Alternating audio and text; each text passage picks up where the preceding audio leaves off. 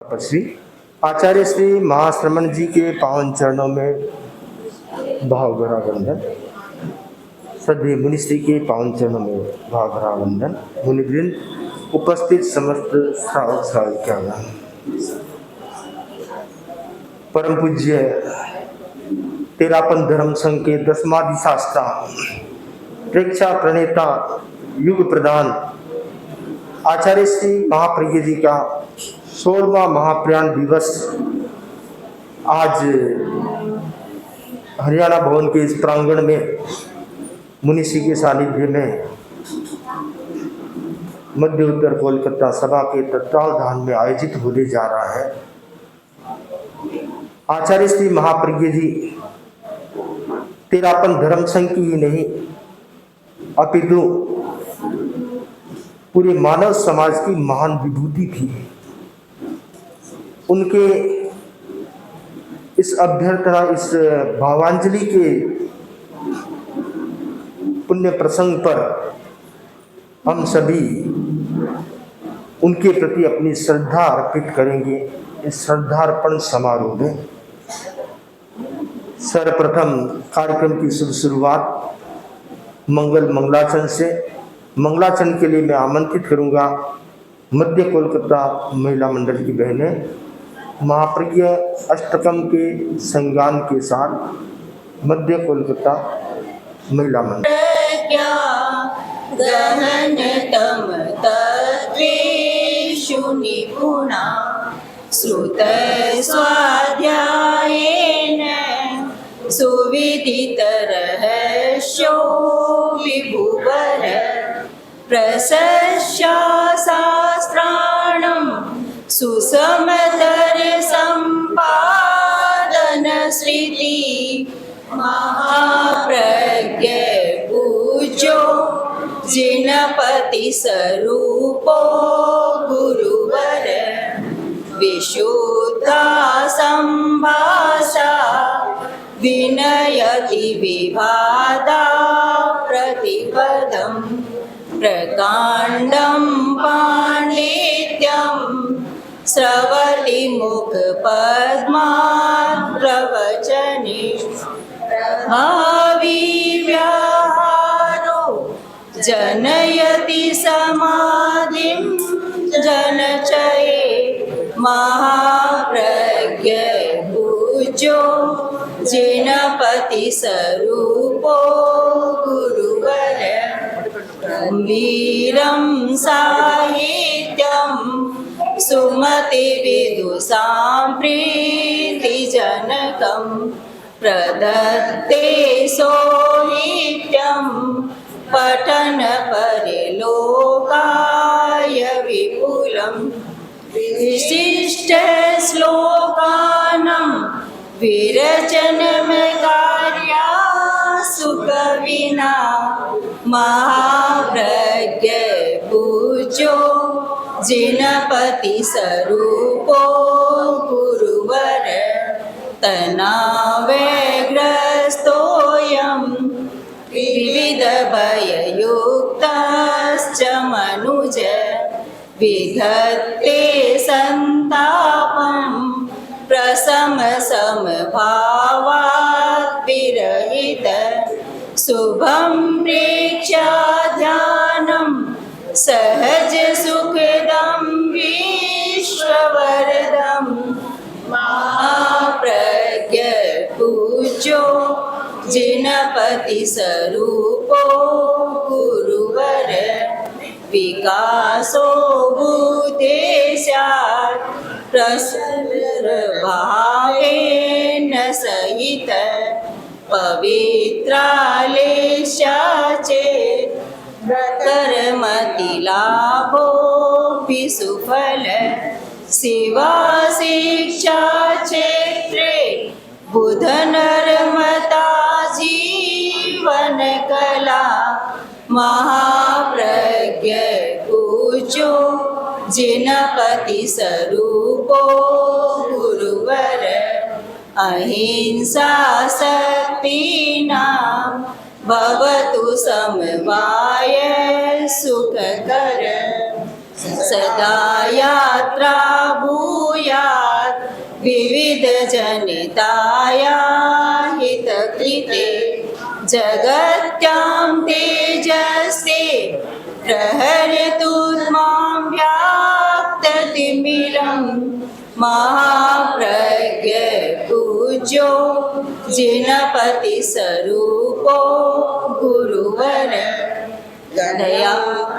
दया भावे पुण्यो विलसति तेरां पुत्रहृदये प्रकामं वात्सल्यं प्रवहति सुधातुल्यममलं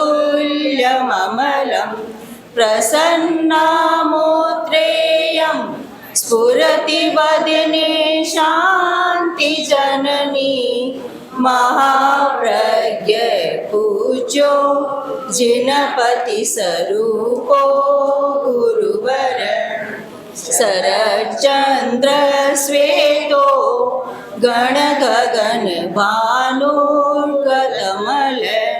सुलब्धा प्रख्याति प्रणयनं कलायां कविकुले प्रदत्तं विज्ञेप्य कठिनतर परीक्षा प्रतिवचय महाप्रज्ञ पूज्यो जिनपति स्वरूपो गुरुवर महाप्रज्ञ पूज्यो जिनपति स्वरूपो गुरुवर।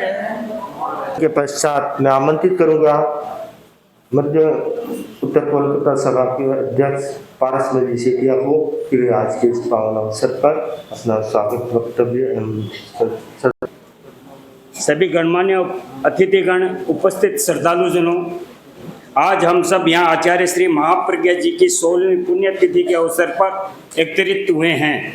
यह केवल एक स्मरण का दिन नहीं बल्कि उनके दिखाए मार्ग पर चलने की पुण्य प्रतिज्ञा करने का अवसर है। आज महाप्रज्ञा जी ने केवल जैन समाज के बल्कि संपूर्ण मानव समाज के लिए प्रेरणा का स्रोत थे। उन्होंने अपने जीवन को अहिंसा, अपरिग्रह और आत्म कल्याण के लिए समर्पित कर दिया। उनका संपूर्ण जीवन जियो और जीने दो के सिद्धांत पर की मिसाल था। उनकी सबसे महत्वपूर्ण देन रही प्रेक्षा ध्यान अनुव्रत आंदोलन। उन्होंने विज्ञान और अध्यात्म का समन्वय करते हुए ध्यान को एक वैज्ञानिक पद्धति के रूप में प्रस्तुत किया। उन्होंने बताया कि यदि मन को जीत लिया जाए तो संसार की हर समस्या का समाधान संभव है। आचार्य श्री के जीवन का एक चलता फिरता विश्वविद्यालय था। उनकी वाणी में गंभीरता, उनके व्यवहार में करुणा और उनके चिंतन में दूरदर्शिता थी। उन्होंने धर्म को केवल पूजा पाठ तक सीमित नहीं रखा बल्कि उसे व्यवहार में लाने का संदेश दिया।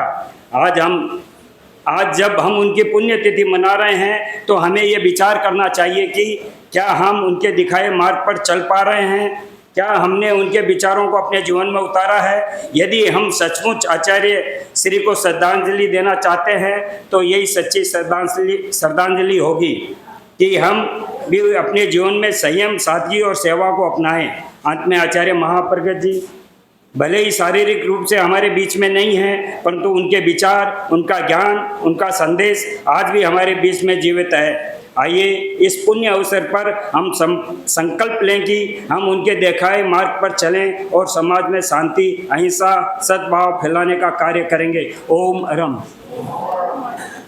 के पश्चात मैं आमंत्रित करूंगा आज श्रद्धार्पण समारोह में बृहत्तर कोलकाता की कई महिला मंडल अपनी गीत की प्रस्तुति यहाँ पर करने का कार्यक्रम रखा गया है।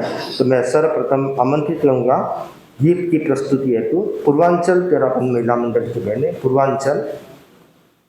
वंदे अरहम वंदे मुनिवरम। श्रद्धार्पण समारोह में उपस्थित सभी से जय जिनेन्द्र। आचार्य श्री महाप्रज्ञा जी का 16वां महाप्रयाण दिवस प्रस्तुत है। एक प्रस्तुति पूर्वांचल महिला मंडल के द्वारा। सांस सांस सुमिरन कर, सांस सांस सुमिरन कर, जो मन अरिहंत हुआ मानवता के माथे का चंदन एक संत हुआ। दिव्य ज्योति का जहाँ हमेशा ज्ञान यज्ञ होता है, दिव्य ज्योति का जहाँ हमेशा ज्ञान यज्ञ होता है, जो जीवन का अर्थ समझ ले बस वही महाप्रज्ञ होता है, बस वही महाप्रज्ञ होता है। पूर्वांचल महिला मंडल प्रस्तुत करने जा रही है एक शब्द चित्र आचार्य श्री महाप्रज्ञ जी के जीवन पर।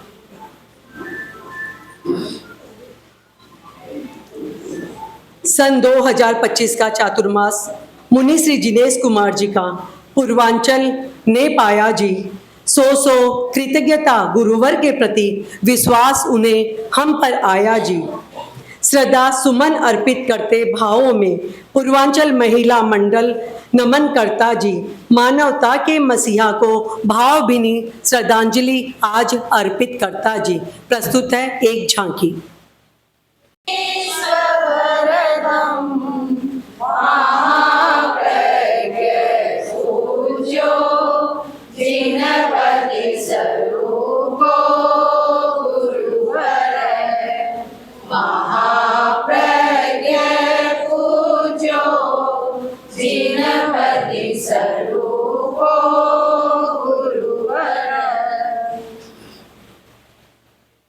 कालू कर दीक्षा तुलसी से शिक्षा।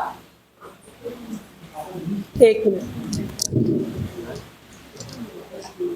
पास कर दीजिए। एक नन्हा बालक जन्मा विष्णु घट्टम कोर। माँ बल्लू जी पिता तोलाराम जी चौरड़िया परिवार जी। पिता तोलाराम जी चौरड़िया श्रावक जी। मात्र 2.5 मास में उठ गया। मात्र 2.5 मास में उठ गया पिता का साया जी। नथ पहनाकर नाम नथमल पाया जी। माँ संग आए सरदार शहर ननिहाल जी। खेल खेल में लगी चोट खुल गया कपाल जी। तेलिये ने की थी 3 भविष्यवाणी जी। बेटी पुत्र तुम्हारा बनेगा एक दिन महायोगी जी। कालू कर दीक्षा तुलसी से शिक्षा। गुरु से आचार्य पद पाया जी। अज्ञ से प्रज्ञ महाप्रज्ञ से महात्मा महाप्रज्ञ महाश्रमण ने बख्शाया जी। सिर्फ मनुष्य भव में ही जीव करता मोक्ष वरण जी। सर्व सावध्य योग त्याग कर पाता गुरु शरण जी। छबील जी स्वामी की प्रेरणा से वैराग्य का हुआ बीज वपन जी। दीक्षा सरदार शहर पावन धरा पर किया अध्यात्म गमन जी। अतीन्द्र ज्ञान सिद्ध अलौकिक आशु कवि भविष्य वक्ता जी। वैज्ञानिक साहित्यकार नाम चिंतामणि रत्न महाप्रज्ञ जी। शारीरिक मानसिक आध्यात्मिक व्याधियों को दूर भगाता जी। प्रेक्षाध्यान अवदान 250 पुस्तकें संपादन आगम मंथन ज्ञाता जी। और विकास का अनुपम संगम जी। आध्यात्म और विकास का अनुपम संगम जी। हे महाप्रज्ञ तुम इस युग के विवेकानंद जी।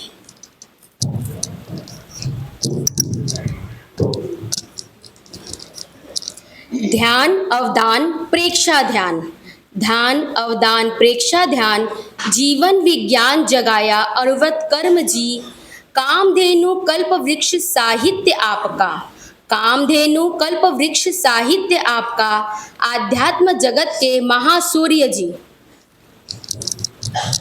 आचार्य महाप्रज्ञ जी ने कहा, आध्यात्मिकता का अर्थ है स्वयं को जानना जी, और अपने भीतर बसे परम तत्व को पहचानना जी। नीरस लगने लगा जीवन का आकर्षण जी, किया आत्मलोचन, पाया सदगुरु से पद दर्शन जी। घर परिवार को छोड़ा, सारे बंधनों को तोड़ा जी, आत्म सुख ही सच्चा सुख, अपने गुरु से तार जोड़ा जी। मंत्र एक समाधान देकर दुख की सुख में बदला जी। बात पित्त कफ का बैलेंस कर, संतुलन में स्वस्थ तोला जी। असली पसली तनुपट, समताल अंतर यात्रा, दीर्घ श्वास प्रेक्षा जी। भाव प्रतिक्रिया वीरति, मितहार मित भाषण, मैत्री से की समीक्षा जी। श्वासों को सच्चा साथी बनाकर किया प्रत्येक श्वास का योग जी। अनुलोम विलोम महाप्राण ध्वनि, साथ में खेचरी मुद्रा का प्रयोग जी। आदि व्याधि उपाधि से समाधि तक की यात्रा में संयम पाला जी। हित मित रित भोजन से भीतर की शक्तियों का खोला ताला जी। प्रेक्षा ध्यान कार्यशालाओं शिविर से करें व्यक्तित्व निर्माण जी। 50वां प्रेक्षा ध्यान वर्ष मनाकर सच्चे प्रशिक्षक का दे प्रमाण जी। उपाधियों का क्या करें गुणगान, आप योग जगत के पातंजल कहलाए जी। निकाय सचिव इंदिरा गांधी राष्ट्रीय एकता पुरस्कार पा धन्य हो पाया जी।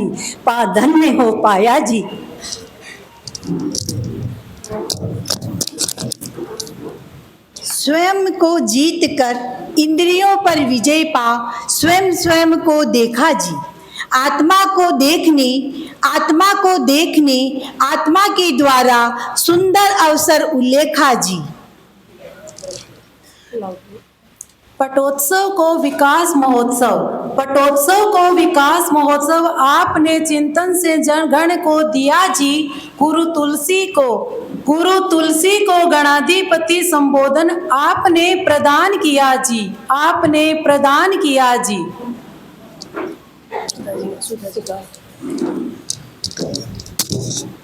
योग आसनों को घर घर पहुंचाकर आत्मिक सुख पाया जी। जीव अजीव पुस्तक का संचालन कर जैन धर्म के मूल तत्वों को समझाया जी। प्रेक्षा प्रणेता प्रज्ञा पुरुष, प्रेरणा प्रदाता प्रेक्षा पुरुष, पौरुष पूर्ण महाप्रज्ञ का प्रेक्षा प्रणेता प्रज्ञा प्रखर, पुनित प्रभाकर आया महाप्रयाण 16वां जी।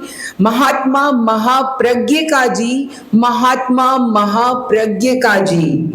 कैसे बदले जीवन धारा प्रेक्षा ध्यान साधना द्वारा, कैसे बदले जीवन धारा प्रेक्षा ध्यान साधना द्वारा।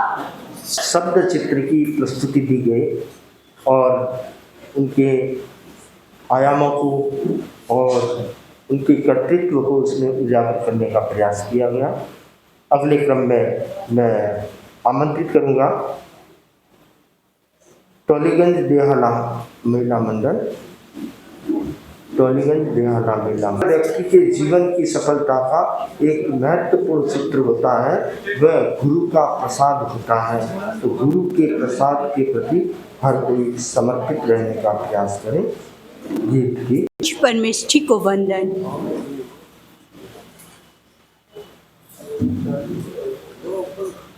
सादर जय जिनेन्द्र।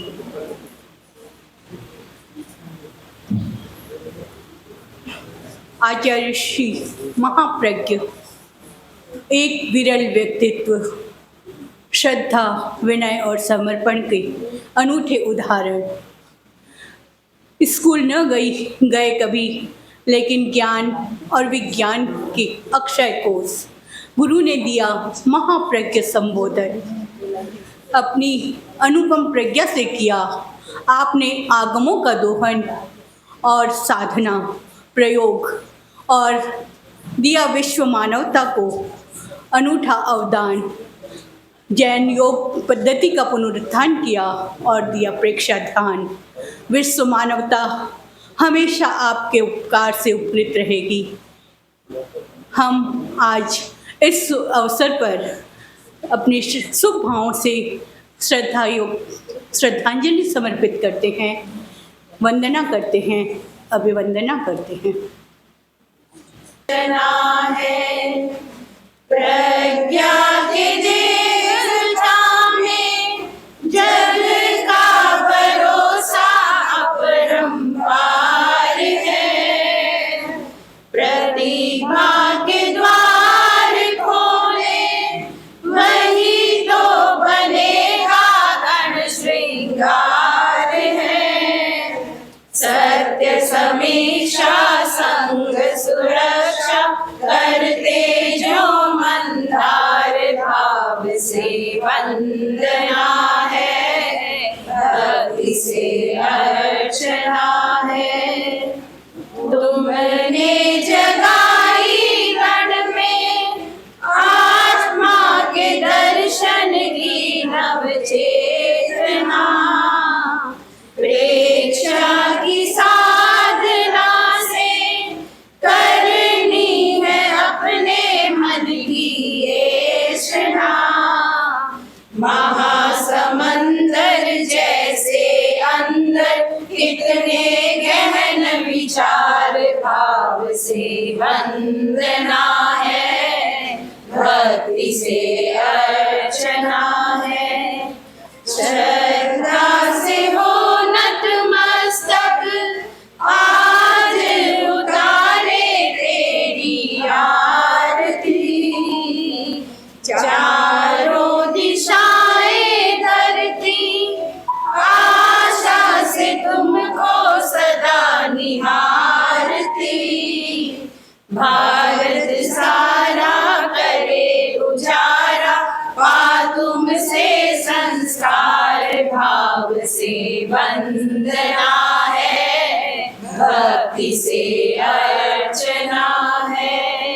करते वंदन हम अभिनंदन पालू सुत महाप्रज्ञ भाव से वंदना है, भक्ति से अर्चना है, भाव से वंदना है। और बेहाला महिला मंडल ने गीत की भावपूर्ण प्रस्तुति दी।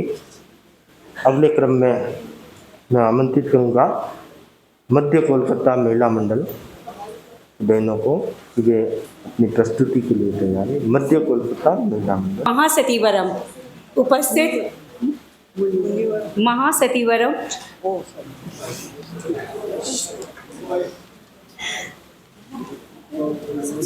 मध्य उत्तर कोलकाता में विराजित मुनि श्री जिनेश कुमार जी एवं सहवर्ती मुनिवृंद के चरणों में मेरी भाव भरी वंदना। यहाँ उपस्थित सभी समाज सकल श्रावक समाज से आज की 16 महाप्रज्ञा जी की महाप्रयाण पुण्यतिथि पर हम मध्य कोलकाता महिला मंडल की तरफ से एक गीतिका प्रस्तुत कर रहे हैं।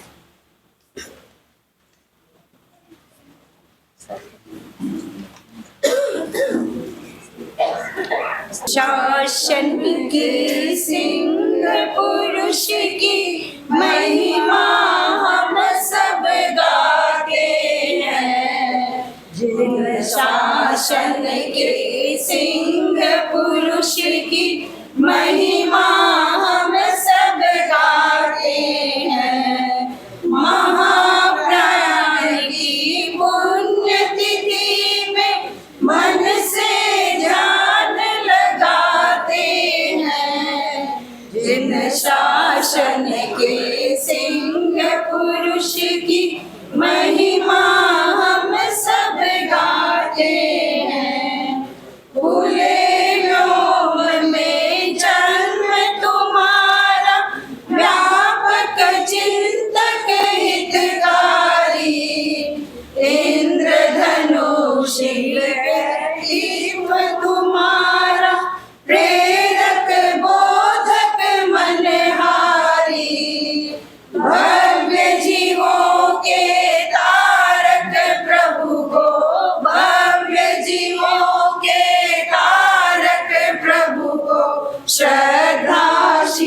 शीश नवाते हैं, जिन शासन के सिंह पुरुष की महिमा हम सब गाते हैं।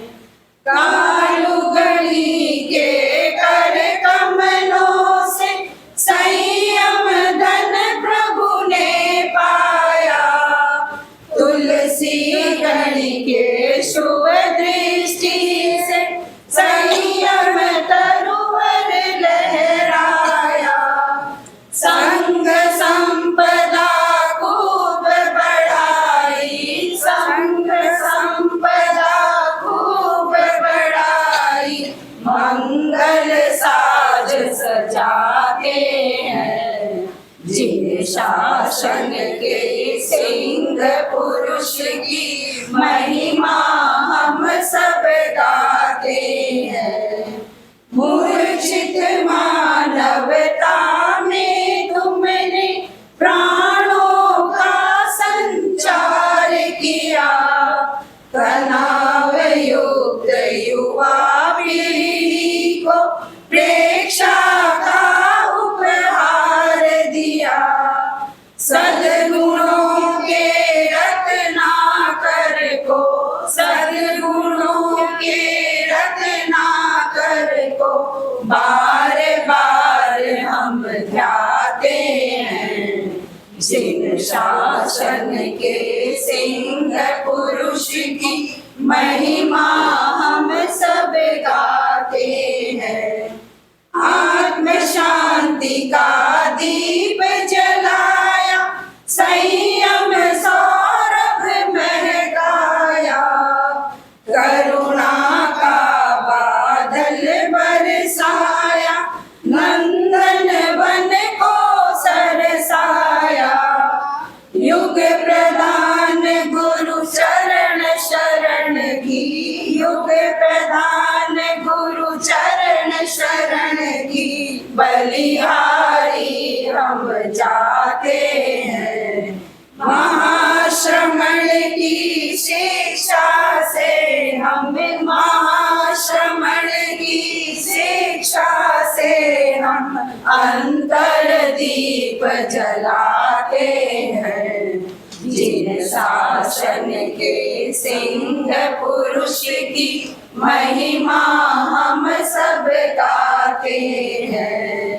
महाप्राण की पुण्य निधि में मन से ध्यान लगाते हैं, जिन शासन के सिंह पुरुष की महिमा हम सब गाते हैं। भावपूर्ण गीत की प्रस्तुति। इसी क्रम में, गीत के क्रम में आमंत्रित करूंगा मैं उत्तर आवड़ा मेला मंडल। उत्तर आवड़ा मेला एक सूत्र शामिल किया है उन्होंने, व्यापक दृष्टिकोण। उन्होंने लिखा है कि व्यापक दृष्टिकोण होने से जीवन में सफलता प्राप्त होती है। जहाँ पर संकुचित दृष्टिकोण होता है वहाँ पर व्यक्ति का विकास अवरुद्ध हो जाता है, और जहाँ दृष्टिकोण व्यापक बन जाता है वहाँ व्यक्ति दूसरों के साथ जुड़ता चला जाता है, दूसरे लोग उनके साथ जुड़ते चले जाते हैं और वे जीवन में शिखर की ओर आगे बढ़ते हैं, विकास को प्राप्त होते हैं। गुरुदेव तुलसी ने अमृत आंदोलन का सूत्रपात किया और उसके साथ आचार्य श्री महाप्रज्ञ जी मुनि अवस्था से सदैव उनके सानिध्य में रहे और उस कार्य को, गुरुदेव तुलसी के स्वप्न को आगे बढ़ाने में महाप्रज्ञ जी के दृष्टिकोण का भी बहुत बड़ा योगदान रहा है। तो सफलता के सूत्रों में एक महत्वपूर्ण सूत्र है व्यापक दृष्टिकोण।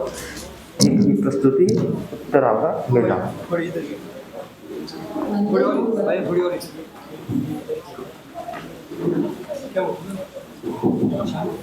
वंदे गुरुवरम वंदे सखीवरम। अब विराजित मुनि जिनेश कुमार जी एवं सहपत्नी मुनि के चरणों में मध्य वंदना। उपस्थित समस्त सालिका सादर जय जय। उत्तर आवड़ा महिला मंडल की तरफ से एक गीता की प्रस्तुति।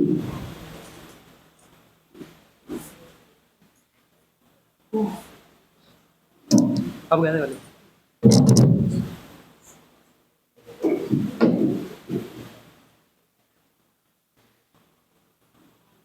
महाप्रज्ञ दे दो अब दर्शन मन की प्यास बुझाओ।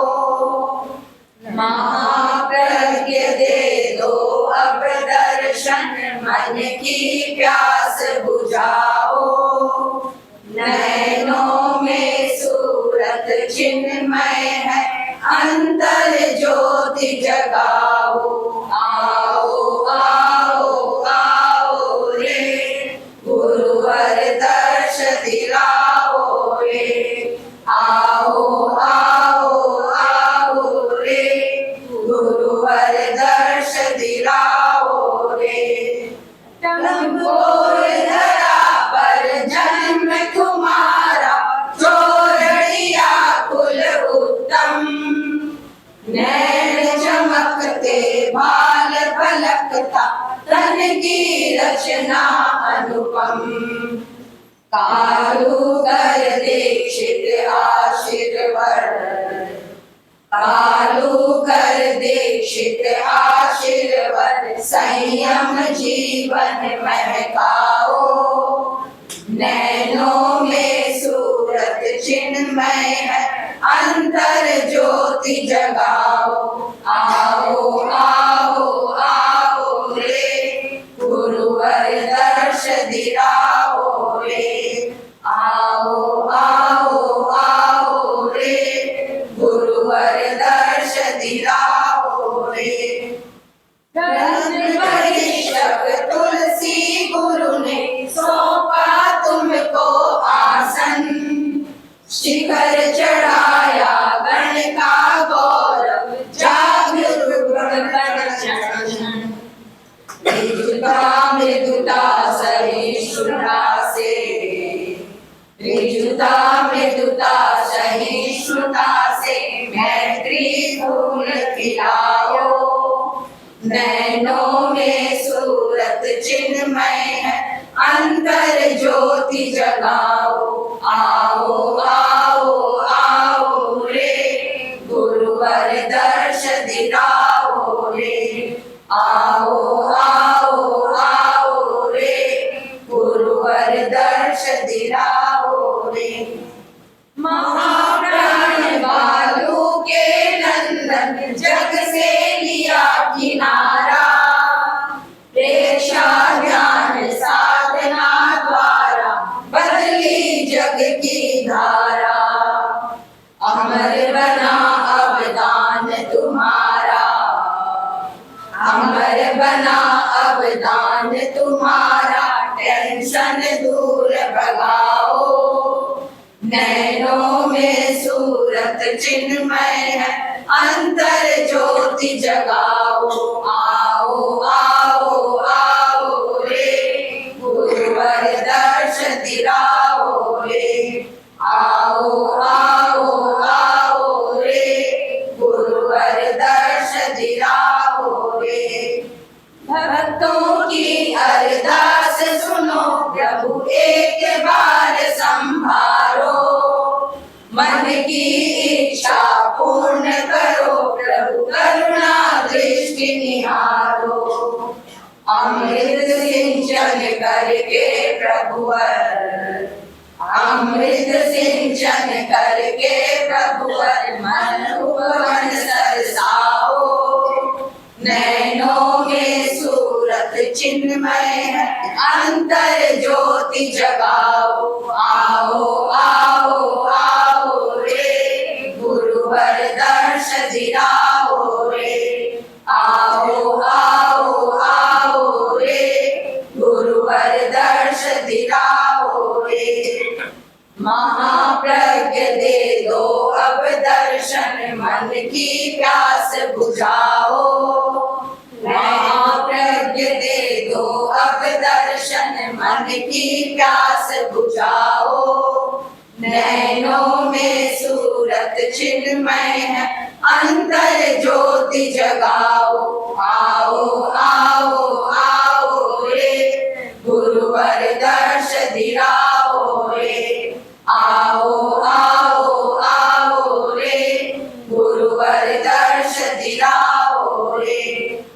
आओ आओ आओ रे गुरुवर यश दिलाए। अगले क्रम में मैं आमंत्रित करूंगा दक्षिण कोलकाता महिला मंडल की बहनों को अपने काव्य में प्रस्तुति के लिए। दक्षिण कोलकाता महिला मंडल।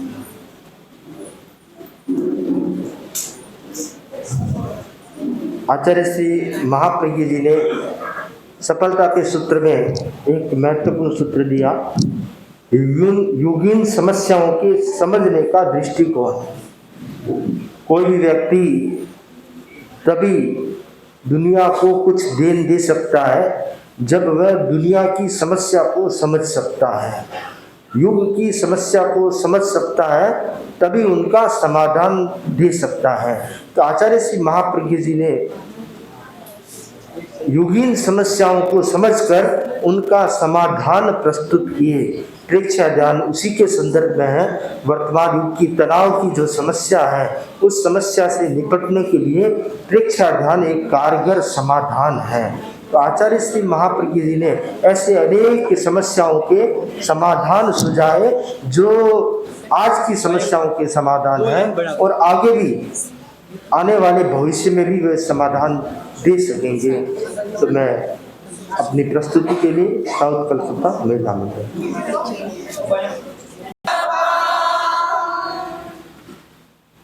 मुनि जिनेश को वंदना, मुनि जिनेश को वंदना, सब मुनियों के साथ जय जिनेंद्र में आप थे, करूं जोड़ कर हाथ, ओ बंधु ओ बहनों, करूं जोड़ कर हाथ। अध्यात्म जगत के शिखर पुरुष, अध्यात्म जगत के शिखर पुरुष हे महाप्रज्ञ, हे महासंत, माँ सरस्वती के वरद पुत्र, पहली महिमा तव दिव्य ग्रंथ। प्रज्ञा के दीप जला घट, प्रज्ञा के दीप जला घट, किया जगत उजियारा, तेरा पंख के विराट व्योम में चमका बनकर ध्रुव तारा, चमका बनकर ध्रुव तारा। अब प्रस्तुत है महाप्रज्ञ जी की अमृत वाणी, महाप्रज्ञ की वाणी बनी जन जन कल्याणी। तो प्रस्तुत है महाप्रज्ञ ने कहा। अंतर्यामी मंगलकारी, अंतर्यामी मंगलकारी, महामनस्वी महातपस्वी, प्रेक्षा प्रचेता प्रेक्षा प्रणेता, युग प्रधान युग नायक, गुरुवर को शत शत वंदन, शत शत वंदन।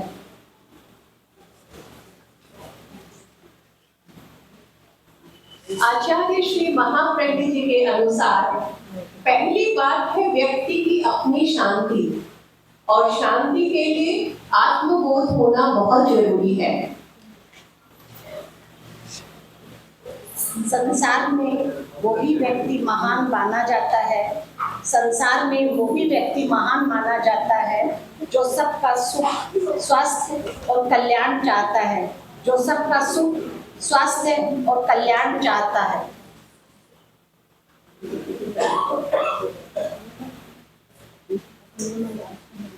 जो व्यक्ति अपने प्रति जागरूक नहीं रहता, प्रमाद में लगा रहता है, उसे पग पग पर भय का सामना करना पड़ता है।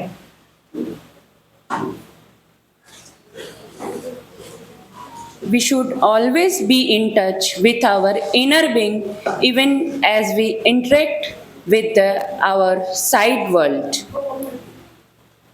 मंत्र एक कवच है, मंत्र एक कवच है, प्रतिरोधात्मक शक्ति है, प्रतिरोधात्मक शक्ति है, एक सशक्त दुर्गा है, एक सशक्त दुर्गा है। व्यक्ति को हर परिस्थिति में चित्त संतुलित रखने का प्रयत्न करना चाहिए।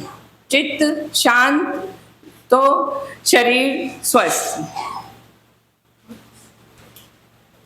कार्य का परिणाम प्राय भावना पर आधारित रहता है। शुद्ध भावना से ही की गई क्रिया शुभ परिणाम लाती है, शुभ परिणाम लाती है। असल श्रावक वही होता है जो गुरु वाणी सुनने के पश्चात सही मार्ग का श्रम करे। पहले सम्यक मार्ग को जानो। पहले सम्यक मार्ग को जानो। जब मार्ग को जान लिया तो आत्म कल्याण के लिए उस पर चलने का प्रयास करो। धार्मिक वृत्ति बनाए रखने वाला व्यक्ति कभी दुखी नहीं हो सकता। मनुष्य का सोया हुआ मन ही उसका चित्त है। मनुष्य का सोया हुआ मन ही उसका चित्त है और उसका जगा हुआ चित्त ही उसका मन है। जगा हुआ चित्त ही उसका मन है। नैतिक मूल्य ही मनुष्य जीवन का आधार स्तंभ है। नैतिक जीवन ही मनुष्य जीवन का आधार स्तंभ है। Life must be built on self-realization and self-knowledge. नैतिकता मनुष्य के सम्यक जीवन के लिए अत्यंत आवश्यक है। नैतिक मूल्य ही व्यक्ति को, मानव को मानवीय होने की श्रेणी प्रदान करती है। समस्या और दुख एक नहीं है। समस्या और दुख एक नहीं है। समस्या आए तो उसे पुरुषार्थ से सुलझाए, दुखी ना बने। ध्यान का लक्ष्य है स्थूल से सूक्ष्म के ओर लेके जाना। बाहर की यात्रा मन को अशांत करती है, पर भीतर की यात्रा मन को शांत बनाती है।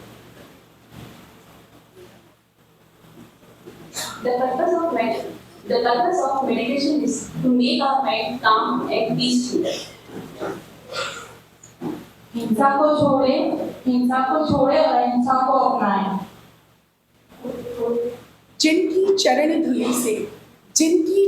धूलि से यह जीवन पथ सुरभित होता, रोम रोम जिनकी वाणी सुनकर आलोकित होता। ज्ञान ज्योति का जहाँ हमेशा दिव्य यज्ञ होता। जो जीवन का अर्थ समझ ले वही महाप्रज्ञ होता। हे मंगलकारी, हे शुभ अवतारी, नमन को आतुर नयन है। श्रद्धा नर वंदन हम सबका। देव तुम्हारा पुण्य नाम तेरे मन में रम जाए। चैत्य पुरुष जग जाए। चैत्य पुरुष जग जाए।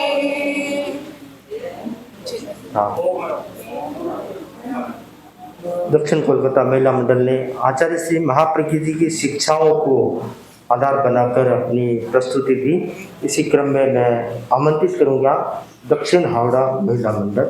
गुरुवरम वंदे मुनिवरम। बीज बन गया वृक्ष आत्म विसर्जन के द्वारा। बिंदु बन गया महासिंधु सर्व समर्पण के द्वारा। जीवन निर्माण की भी थी एक विलक्षण विधा। प्रज्ञ बन गया महाप्रज्ञ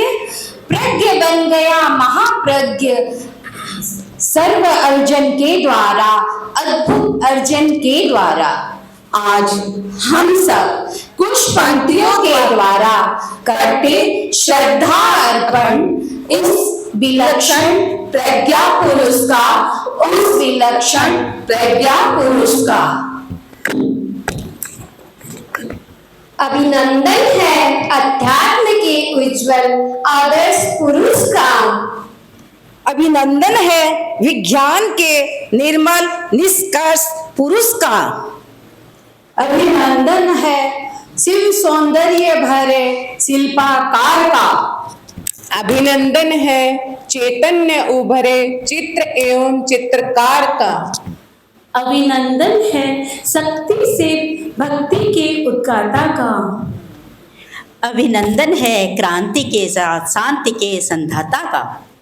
अभिनंदन है व्यक्ति के साथ संघ के भाग्य विधाता का। अभिनंदन है पीयूष भरे कुंभ और कुंभकार का। अभिनंदन है सर्वोच्च श्रृंगार का। अभिनंदन है विश्व के सर्वोत्तम पुरुष का। अभिनंदन है जीवन सरिता के पावन प्रवाह का। अभिनंदन है नेतुल्य बुरा के निष्काम निर्वाह का। अभिनंदन है अहिंसा यात्रा के महासार्थवाह का। अभिनंदन है निश्चल व्यवहार में सेसव सी सुषमा का। अभिनंदन है विधायक विहार बने जीवन स्नान का। अभिनंदन है अनुभव उद्गार में स्थिविर सी मधुरिमा का। अभिनंदन है सत्य शोध अभिनंदन है सत्य शोध मंथन से भरे महायुवा का। अभिनंदन है नव नव निदानों से भरे व्यक्तित्व का। अभिनंदन है प्रज्ञा से पवित्रता तक की यात्रा का। अभिनंदन है उस महाविजेता का जिसने जीता दिल धर्म गुरुओं का। श्रद्धा अर्पण है योग दृष्टा योग श्रेष्ठा योग पुरुष योग प्रधान का। श्रद्धार्पण है योग दृष्टा योग श्रेष्ठा योग पुरुष योग प्रधान का योग प्रधान का। ओम अर्हम होता है। सभी महिला लोग आ गया। नंबर कोई छुटा कोटि वंदन। यहाँ विराजित मुनि श्री जिनेश कुमार जी एवं सहवर्ती मुनिवृंद के चरणों में भाव भरा वंदन। उपस्थित श्रावक श्राविका समाज, सभी सभा संस्थाओं के पदाधिकारीगण, सभी से सादर जय जयेंद्र। थामी बागडोर शासन की, थामी बागडोर शासन की, बनकर महाप्रज्ञ ने ग्रंथ, ज्ञानी ध्यानी मोनी त्यागी, महाप्रज्ञ जन जन के संत, महाप्रज्ञ जन जन के संत, जन जन के मसीहा, तेरापन धर्म संघ के 10वां अधिशास्ता आचार्य श्री महाप्रज्ञ जी के चरणों में कोटिश वंदन। आज उनके 16वें महाप्रयाण दिवस के अवसर पर उनको भावपूर्ण श्रद्धांजलि, उनको सत सत वंदन। गुरुदेव तुलसी ने मुनि श्री नथमल जी को महाप्रज्ञ अलंकरण से अलंकृत किया और पहले ये अलंकरण था, फिर बाद में ये नामकरण भी हो गया। मानो अलंकरण इतना सघन हो गया कि उन्हें महाप्रज्ञ, उनका नाम भी महाप्रज्ञ ही करना पड़ा। विक्रम संवत 2035 राजल दशर के मर्यादा महोत्सव के अवसर पर जब गुरुदेव तुलसी ने मुनि श्री नथमल जी को अपना उत्तराधिकारी घोषित किया तो उस अवसर पर उन्होंने उनका नामकरण भी महाप्रज्ञ कर दिया। महाप्रज्ञ अर्थात महान प्रज्ञ के धनी, महान प्रज्ञा के धनी और साथ में महान साधक, ऐसे हमारे आचार्य प्रवर महाप्रज्ञ जी थे। जब यह अलंकरण के अवसर पर जब वो अभिनंदन का कार्यक्रम आयोजित हुआ तब गुरुदेव तुलसी ने इस महाप्रज्ञ शब्द की मीमांसा करते हुए कहा था कि विद्वान मनीषी आदि को महाप्रज्ञ के नाम से बुलाया जाता है। तो जो प्रज्ञ होता है, जो शास्त्रों का भाष्यकार होता है, वह प्रज्ञ या प्राज्ञ कहलाता है। लेकिन मुझे ये अर्थ स्वीकार नहीं है। साथ में उन्होंने कहा, तो आप सोच रहे होंगे जो एकांत ध्यान करने वाले, जो एकांत मौन की साधना करने वाले, उन्हें महाप्रज्ञ कहा जाता होगा, लेकिन मुझे यह भी अर्थ स्वीकार नहीं है। तो गुरुदेव तुलसी ने कहा, जिस व्यक्ति में इन दोनों का पूर्ण रूप से समावेश हो, जो दोनों का संयुक्त रूप से समावेश हो, वह होता है महाप्रज्ञ। महाप्रज्ञ मुनि श्री नथमल जी से महाप्रज्ञ की यात्रा यूं ही नहीं थी, उनके विकास की यात्रा उनके पुरुषार्थ को दर्शाता है। तेरापन धर्म संघ को दिए गए अनेक अवदान उनके इस विकास की यात्रा में सहयोगी बने थे। आगम संपादन का दुरूह कार्य, प्रेक्षा ध्यान, जीवन विज्ञान आदि अनेक कार्य उनके महाप्रज्ञ रूप को दर्शाता है। आचार्य श्री महासमंद जी ने एक बार फरमाया कि आगम संपादन के कार्य को अगर हम कल्पना के रूप में एक राष्ट्र के रूप में मान ले, कल्पना में आगम संपादन के कार्य को अगर राष्ट्र के रूप में मान ले, तो मैं उसके राष्ट्रपति के रूप में गुरुदेव तुलसी को देखता हूँ और उस राष्ट्र के प्रधानमंत्री के रूप में मैं आचार्य श्री महाप्रज्ञ जी को देखता हूँ। तो ऐसे ये आर्ष वाणी से प्राप्त शब्द महाप्रज्ञ, जिस इस महान शब्द से गुरुदेव तुलसी ने मुनि श्री नथमल जी को अलंकृत किया, हम सभी सौभाग्यशाली हैं कि हमें ऐसे दसवां अधिशास्ता तेरापन धर्म संघ को प्राप्त हुए। मैं मंगल कामना करता हूँ आज 16वें महाप्रयाण दिवस के अवसर पर कि हम उनकी प्रज्ञा से अपने जीवन को आलोकित कर पाएं। हम कैसे कर पाएंगे? हम उनके द्वारा जो लिखा गया शास्त्र है, हम उनका स्वाध्याय करें, उनके द्वारा बताया गया प्रेक्षा ध्यान के मार्ग पर हम चले और जीवन के विज्ञान को समझें। तो मैं समझता हूँ कि शायद उनकी प्रज्ञा की छाया कुछ हमारे जीवन में भी पड़ेगी और हम भी अपने जीवन को धन्य कर पाएंगे। मैं आज पुनः इस 16वें महाप्रयाण दिवस के अवसर पर गुरुदेव को सत सत वंदन करते हुए ओम अरहम। विद्या और साधना का समावेश जिस व्यक्ति के भीतर हो वे महाप्रज्ञ होता है, या महाप्रज्ञ वह है जिनमें विद्या और साधना का समावेश हो। तो महाप्रज्ञ शब्द की व्याख्या के साथ अपनी भावाभिव्यक्ति दी अजय जी ने। अब मैं आमंत्रित करूंगा श्रीमान रमेश जी गोयल को। आज हरियाणा भवन में ये कार्यक्रम हो रहा है और रमेश जी गोयल हरियाणा से जुड़े हुए हरियाणा से हैं और इनका योग मिलान और आज उपस्थित है। मैं आमंत्रित करूंगा गुरुदेव के पावन चरणों में अपनी श्रद्धा समर्पित करने हेतु रमेश जी को। में महाप्रयाण दिवस पर श्रद्धा सुमन। गुरुदेव के अवदानों के बारे में तो आप सभी जानते हैं और काफ़ी लोग अभी बतला भी रहे हैं। मैं और 2-3 छोटी छोटी बातें बतलाऊंगा। पहले तो हम हरियाणा भवन की तरफ से मुनि श्री का स्वागत करते हैं, हरियाणा समाज की तरफ से मुनि श्री का स्वागत करते हैं। और मैं आपको एक बात छोटी सी बतलाऊँ, शायद आप लोगों को मालूम नहीं होगी। जिस समय आचार्य 1957 में आचार्य श्री तुलसी कलकत्ता पधारे थे, उस समय यही प्रांगण था जहाँ आचार्य श्री का जब सेठिया भवन में पधारे थे, यहाँ प्रवचन होता था डेली। तो ये पुण्य धरा है। हरियाणा निवास या स्कूल ये पूरी जगह खाली थी, इसी में पंडाल लगा था। शायद 19 दिन जहाँ तक मुझे याद है गुरुदेव सेठिया भवन में विराजे थे और यहाँ पूरा प्रवचन होता था। तो ये एक मोरलेस पुण्य धरा है। दूसरी बात, हम लोग अग्रवाल समाज से आते हैं। आचार्य श्री महाप्रज्ञ जी हमारे अग्रवाल समाज में इतने श्रद्धेय थे कि मैं सैकड़ों आदमी को जानता हूँ जो अपने तेरापन से कोई लेना देना नहीं है, लेकिन संस्कार टीवी में आने वाला प्रवचन महाप्रज्ञ जी का वो लोग डेली सुनते थे। उनको काफ़ी आदमी में कलकत्ते में हैं, अच्छे अच्छे इंडस्ट्रियलिस्ट हैं, वो आचार्य श्री महाप्रज्ञ की साल में एक बार दर्शन करने जरूर जाते थे। ज्ञान नहीं थे और उनको कोई वो नहीं, लेकिन महाप्रज्ञ जी के दर्शन करने जरूर जाते थे। उनको समझ लो नियम तो नहीं था, लेकिन कहना उन लोगों का जब तक हमको दर्शन नहीं होते जब तक हमको चैन नहीं पड़ता। कितने गुरु महाप्रज्ञ जी को थे। एक छोटी सी घटना और मेरे परिवार से संबंधित बताऊँ। मेरी बहन काफ़ी बीमार थी, तो वो उस समय आचार्य श्री लाडनू में ज्ञानी शर्तें विराजित थे। हम लोगों ने चौका लगाया हुआ था, तो मेरी बहन सेवा करने के लिए आई थी। तो 2-3 दिन पहले बताया गुरुदेव ने दर्शन किए थे, कोई 1 महीने की सेवा करने की इच्छा है, ठीक है। 2-3 दिन बाद उसका मन नहीं लगा और वो वापस जाने लगी। तो गुरुदेव के पास आई। गुरुदेव ने पूछा क्या हुआ, तुम क्यों जा रही हो, मंगल पाठ क्यों सुन रही हो? बोले महाराज मैं यहाँ आ नहीं सकती दर्शन करने के लिए, और वहाँ मुझे दर्शन नहीं होगा। ज्ञानी स्वार्थी में बैठ के भी अगर मेरे गुरुदेव के दर्शन नहीं होने तो इससे अच्छा तो मैं हिसार हूँ। मैं अपनी हिसार में 7 दिन तक पधारते हैं, सेवा करती हूँ, बात खत्म, और टीवी में आपका प्रोग्राम देख लेती हूँ। तो मेरे अगर तो गुरुदेव ने फरमाया अगर दर्शन तुझे हो जाए तो तुम रहेगी ना, सेवा करेगी ना? बोला हमारे। उसके बाद पूरा महीना भर डेली गुरुदेव की कृपा से अभी अपने आचार्य श्री महात्मा जी उस समय युवा आचार्य जी थे, डेली बहन को दर्शन देने आते थे। उसके अलावा एक सबसे इम्पोर्टेंट बात, जब मेरी बहन जाने लगी तो आचार्य श्री ने पूछ लिया कि तुझे डेली प्रतिदिन दर्शन हुए ना? बोला नहीं महाराज कुछ दिन नहीं हुए।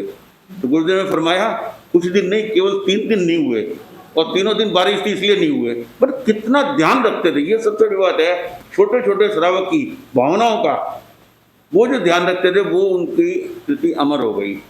इसलिए हम लोग और सब श्रद्धा अर्पित करते हुए गोयल जी ने इस जगह के महत्व को प्रदर्शित किया, बताया कि आचार्य तुलसी के प्रवचन इस स्थल पर हुए हुए हैं, तो आचार्य श्री महाप्रज्ञ जी का भी यहाँ अवश्य पदार्पण हुआ ही होगा। तो मैं आमंत्रित करूँगा बालमुनि कुणाल कुमार जी को गीत के संगान के लिए। बालमुनि कुणाल कुमार में वंदन, श्रद्धास्पद मनुष्य के चरणों में वंदन। गौरव गाथा गाए हम, गौरव गाथा गाए, महाप्रज्ञ के श्री चरणों में शीश झुकाए हम, गौरव गाथा गाए, गौरव गाथा गाए। स्वार्थ भरी दुनिया में गुरुवर तुम ही एक सहारे, तुम ही ब्रह्मा तुम ही विष्णु तुम ही हो रखवारे। जब तक प्राणों में स्पंदन है महिमा गाए हम, गौरव गाथा गाए, गौरव गाथा गाए। गूंज रही है दसों दिशाएं तेरी अमृत वाणी, जिसने देखा वो नहीं भूले तेरी अमित निशानी। सरस्वती के वरद पुत्र को हृदय बिठाए हम, गौरव गाथा गाए हम, गौरव गाथा गाए। गुरु तुलसी की कृति निराली प्रज्ञा विस्मयकारी, गीत राग समुद्रा तेरी विनयवान गुणधारी। कलयुग में सतयुग दिखलाया भाग्य सराय हम, गौरव गाथा गाए, गौरव गाथा गाए। लक्ष्य शिखर पर चरण टिकाए कभी नहीं घबराए, अटल रहे हम मेरो गिरसम अविचल पथ को पाए। तेरी पावन कृपा से गुरुवर चरण बढ़ाए हम, गौरव गाथा गाए, गौरव गाथा गाए। महाप्रज्ञ के श्री चरणों में शीश झुकाए हम, गौरव गाथा गाए हम, गौरव गाथा गाए हम। बनता और उनके जीवन में संकल्प बल बहुत मजबूत था। उनके बचपन के जीवन की घटना से पता चलता है आचार्य श्री कालूगणी भादासर में विराज रहे थे और बालक नटमल और उनकी माँ बार बार गुरुदेव से दीक्षा की अर्ज के लिए निवेदन कर रहे थे, अलग अलग जगह पर उपस्थित होकर, और उस दिन भादासर में भी उपस्थित हुए। गुरुदेव कालूगणी तिरबारी में विराज रहे थे, छोटी जगह थी। सरदार शेर के गणेश दास जी गदैया वो आए हुए थे, वो आगे गुरुदेव की सेवा में बैठे थे। तो बालक नटमल को उन्होंने अपनी गोद में बैठा लिया और गोद में बैठने के बाद गणेश दास जी ने बालक की दीक्षा की बात कही तो परम पूज्य कालूगणी ने पूछा, भाई किसको दीक्षा लेना है? तो बालक बोला, मुझे और मेरी माँ को दीक्षा लेना है। तो कालूगणी ने कहा कि तुम्हारे को तो पहले दे देते हैं, माँ को बाद में देख लेंगे। तो बालक नथमल बोला, नहीं, मैं और माँ साथ में दीक्षा लेंगे। कालूगणी ने 2-3 बार बात दोहराई, पर बालक नथमल ने गोदी में बैठे बैठे ही बार बार वही बात दोहराई कि मैं दीक्षा तो माँ के साथ दीक्षा लूंगा, माँ और मैं दोनों साथ में दीक्षा लेंगे।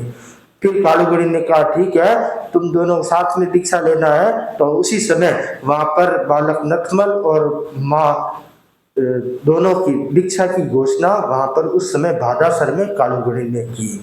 तो उनका संकल्प बल और उनका जो मनोबल दृढ़ संकल्प था, उसके फलस्वरूप परम पूज्य कालूगणी ने भी उनकी बात को रखा और माँ बेटे को साथ में दीक्षित किया। तो परम पूज्य आचार्य श्री महाप्रज्ञ जी महान प्रतापी और महान पुण्यशाली, महान पवित्र आत्मा थे और उन्होंने अपने सुदीर्घ संयम पर्याय में धर्म संघ की विशिष्ट सेवाएं की और पूरा धर्म संघ उनकी सेवाओं से प्रभावित है और प्रकाशित है। आज उनके 16वें महाप्रयाण दिवस पर मैं उनके प्रति अपनी श्रद्धा समर्पित करता हूँ और मंगल कामना करता हूँ कि आपके दिए हुए प्रकाश से हम सभी प्रकाशित होते रहें और अपनी साधना में आगे बढ़ते रहें। मेरा निवेदन श्रद्धेय मुनिषी से आज के उद्बोधन हेतु निवेदन श्रद्धेय मुनिषी। संघ के 10वीं अधिशास्त्रा प्रेक्षा है, परक मेजा तव संजमी। भारत भूमि पर अनेक महापुरुष हुए हैं जिन्होंने तप, त्याग, संयम, साधना, ज्ञान के द्वारा जगत को आलोकित किया है। उन्हीं श्रृंखला में एक महापुरुष है, एक शक्ति संपन्न आत्मार्थी पुरुष आचार्य श्री महाप्रज्ञ जी, जिन्होंने संयम, तप, त्याग, साधना के द्वारा जगत को आलोकित किया है। आज उनका महाप्रयाण दिवस है। आचार्य श्री महाप्रज्ञ जी जैन शासन के शिखर पुरुष थे। जैन न्याय के राधा कृष्ण थे। उनकी प्रज्ञा को देखकर हरिभद्र भद्रबाहु जीवंत हो उठते हैं। आचार्य श्री महाप्रज्ञ जी बहुआयामी व्यक्तित्व के धनी थे। अनेक विशेषताओं के पुंज थे। वे संत थे, आचार्य थे, कुशल प्रशासक थे, साहित्यकार थे, प्रवचनकार थे, गीतकार थे, आगम वेता थे, विधि वेता थे, अन्य दर्शनों के ज्ञाता थे और प्रकांड विद्वान थे। सहज सरलता, सहिष्णुता, विनम्रता, समर्पण और समनिष्ठा उनकी बेजोड़ थी। आचार्य श्री तुलसी के सक्षम पटधर थे और तेरापन के 10वें दिवाकर थे। उनका जन्म सामान्य बालक की तरह अनेक विशेषताओं के साथ हुआ। उनका जन्म खुले आकाश में हुआ, इसलिए उनका चिंतन भी खुले आकाश की तरह व्यापक था। वे एक संप्रदाय के आचार्य थे, लेकिन असंप्रदायिक दृष्टिकोण के धनी थे। उनकी अहिंसा यात्रा एक विशेष प्रेरणा देने वाली थी। न्याय दर्शन के धुरंधर विद्वान थे, दार्शनिक थे, तत्ववेता थे और उन्होंने समसामयिक विषयों पर करीबन 350 पुस्तकें लिखकर साहित्य भंडार को समृद्ध बनाया। उनका जन्म राजस्थान के झुंझुनू जिले के टमकोर ग्राम में हुआ। छोटा सा कस्बा ग्राम। पिता का नाम तोलाराम जी और माता का नाम बालू जी और पारी बाई, माली बाई उनकी बहनें और ऐसे 5 भाई बहन थे, लेकिन 2 भाई का उल्लेख नहीं आता है और एक का नाम गोवर्धन।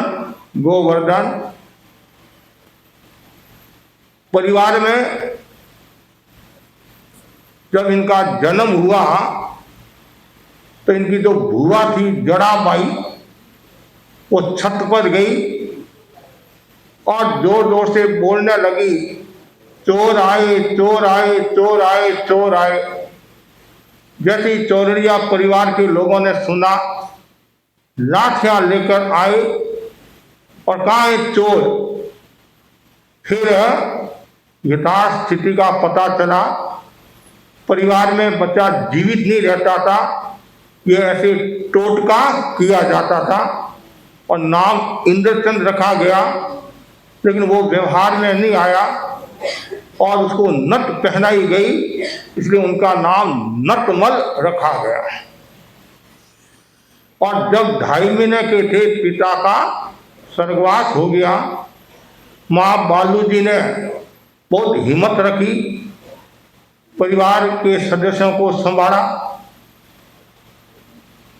टमकोर में स्कूल नहीं थी, लेकिन आर्य समाज जो गुरु जी थे विष्णुदत्त जी, उनके पास में थोड़ी सी विद्या प्राप्त की और फिर सरदार से उनका ननियाल था, नेमिनाथ सिद्ध के पास में उन्होंने थोड़ा अध्ययन किया और पुणे वापिस वो टमकोर आ गए। जब 8 वर्ष के थे, एक तेलिया आता है और वो भविष्यवाणी करके जाता है और बालक नतमल बाखल, मतलब बाखल में खेल रहा था।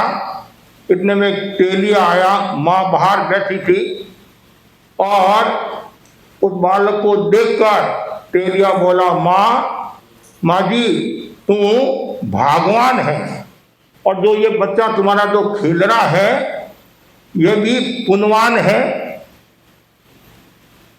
जैसे ये बात कही तो मातुश्री बोली, मैं यदि भगवान होती तो तुम्हारा पति क्यों जाता। और फिर कहा, तुम्हारी जो बेटी है वो तुम्हारी सेवा करेगी। तब बालू जी ने कहा, मेरी बेटी तो ससुराल चली जाएगी, मतलब पराई हो जाएगी। लेकिन आपको फिर बाद में पता है, मालू जी ने दीक्षा ली और अंत तक मातुश्री की उन्होंने सेवा की। जब ये सब बातें बताई, अब कोई भी आपके भीतर की बात बताता है, आपके मन के योग्य बात बताता है और आपकी कोई प्रशंसा करता है, तो सहज ही एक आकर्षण होता है, आगे किया, आगे किया, आगे किया। फिर बहनों को भी रस आने लग गया, बहनों को भी रस आने लग गया। और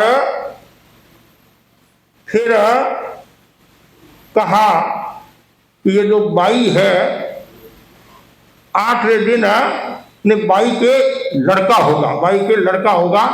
हरिश्चंद्र जी चौरड़िया की धर्मपत्नी थी, ये बात कि वो गर्भवती थी, लड़का होगा तो और उत्सुकता होगी। अब लड़का बताते तो और ज़्यादा उत्सुकता होती है। और फिर जाने से पहले एक बात और बता दी, वो थोड़ी सी अनुकूल नहीं थी कि ये जो अग्रवाल का जो घर है, ये जो बच्चा है 8 वर्ष का बच्चा था, वो 7वें दिन इसका स्वर्गवास हो जाएगा, काल कवलित हो जाएगा। जैसे ये बात बताई तो बहनों सोचा ये तो अशुभन करने वाला है, काल क्या जी बोलते हैं, काल बेलिया क्या हाँ, वो मतलब ये जीव है, इसकी काली है, कुछ भी है, बोल सकता है, कुछ भी बोल सकता है, तो फटाफट इसको तेल देकर रवाना करो। और तेलिया ने सोचा अब यहाँ रहने में फायदा नहीं है, फटाफट वहाँ से रवाना हुआ। और 8वें दिन ही क्या होता है, पहले तो हरिश्चंद्र जी के लड़का हो गया और फिर बाद में 7वें दिन बालक का स्वर्गवास हुआ। तब सब देखो वो कहाँ है तेलिया, कहाँ है। अब वो तेलिया थोड़ा ही मिलेगा, वो तो कहकर चला गया। ये और आगे जाकर ये भविष्यवाणी सिद्ध हुई और बालक भगवान, और उन्होंने तो यही कहा भगवान नहीं ये राजा होगा, और वास्तव में राजा हो गया, धर्मसिंह का राजा हो गया, सबका राजा हो गया।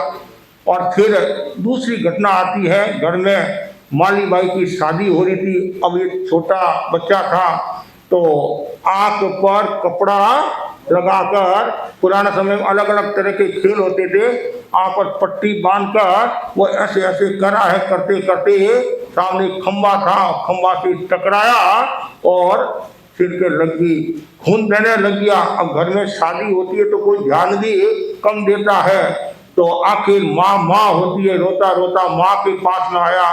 पहले माँ ने थोड़ा डांटा, ये माँ की विशेषता होती है, पहले डांटती है फिर कहती आ बेटा लाडू खा ले। हाँ, माँ की ममता होती है, तो पहले तो थोड़ा डांटा, फिर कहा बेटा तुम्हारा भाग्य खुल गया है। और वास्तव में भाग्य खुल गया, अंतर्दृष्टि जागृत होगी। ऐसी एक नहीं अनेक घटनाएं हैं।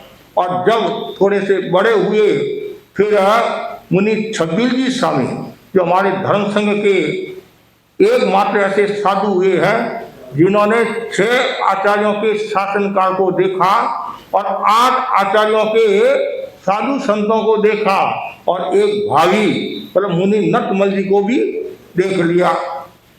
उनका चातुर्मास टंकोर में था, विक्रम संवत 1987। और छबिली स्वामी के साथ में मुनि मूलचंद जी स्वामी थे विदासर के, तो उनके पास बैठते, छबिली स्वामी के पास में बैठते, ज्ञान की बात सुनते, वैराग्य की बात सुनते, और मन में वैराग्य का बीज प्रस्फुटित हुआ। और फिर कहा गुरुदेव के दर्शन करो। उस समय गुरुदेव गंगा शहर में विराजे थे, कालगुनी राज। और साथ में ये भी कहा, और मुनि तुलसी राम जी है, पहले उनका नाम आता है तुलसी का, मुनि तुलसी राम जी है, तुलसी राम जी के दर्शन करके जरूर आना।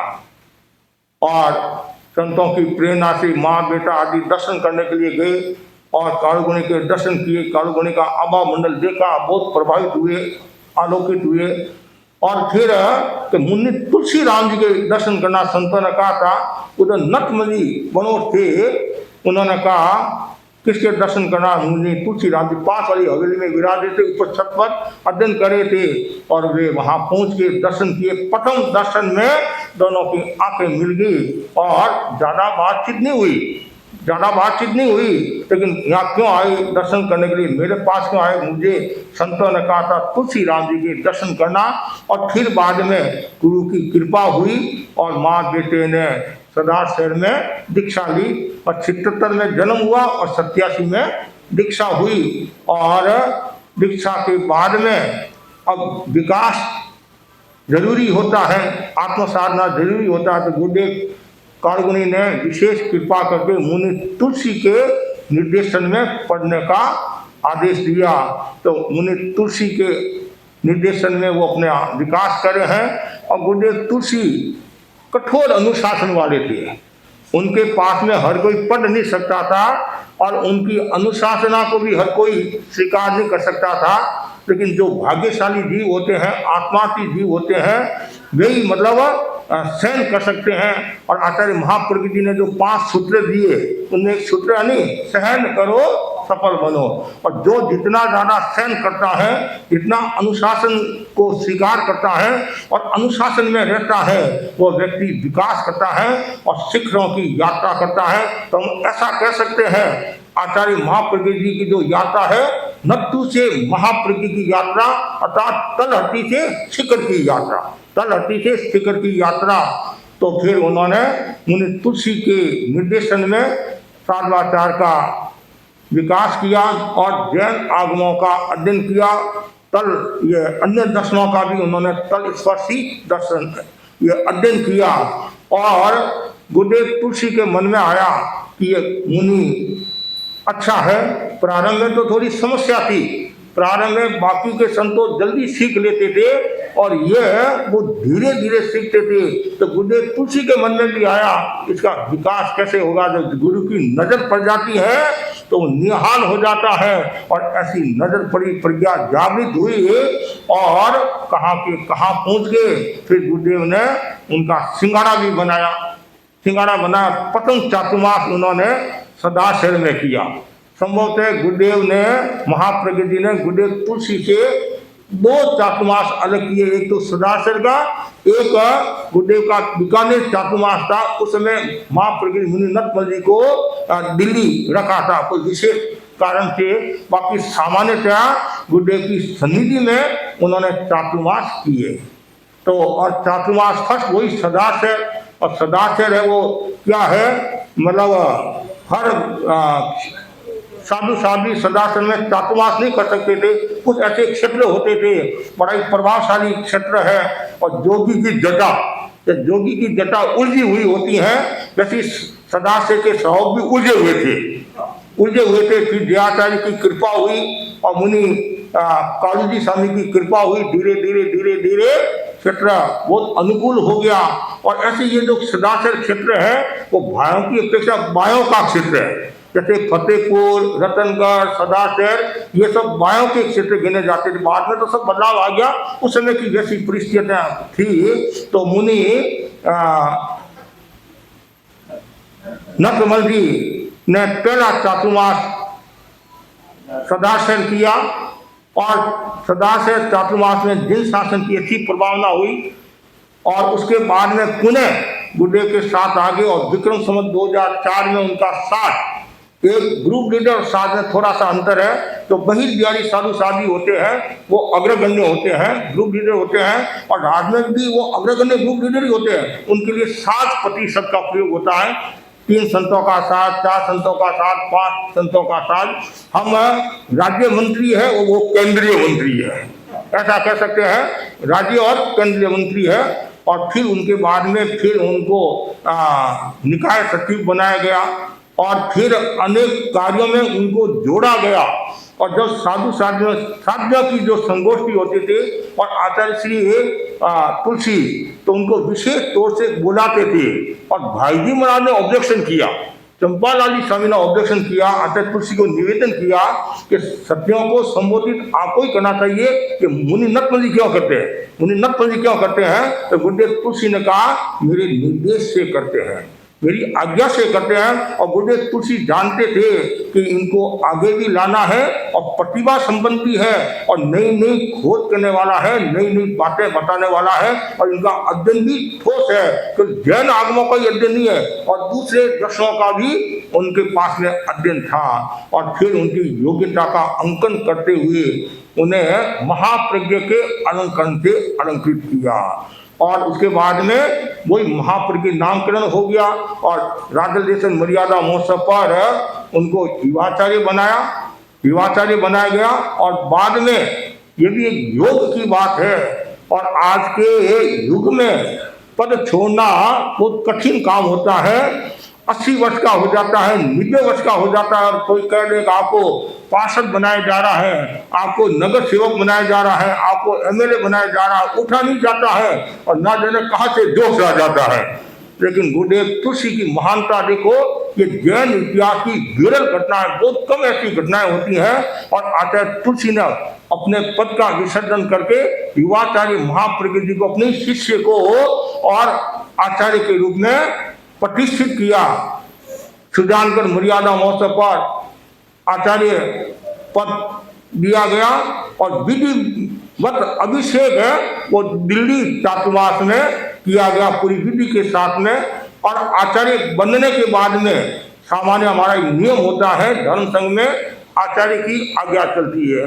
अब इधर गुरुदेव तुलसी जी आचार्य और आचार्य है महाप्रज्ञ आचार्य, लेकिन गुरुदेव तुलसी ने अपने पद का विसर्जन कर दिया, और आज्ञा आलोना और भी कई बातें होती है। तो आचार्य महाप्रज्ञ जी की महानता देखो, तो उन्होंने क्या किया, आचार्य तुलसी को गणाधिपति के रूप में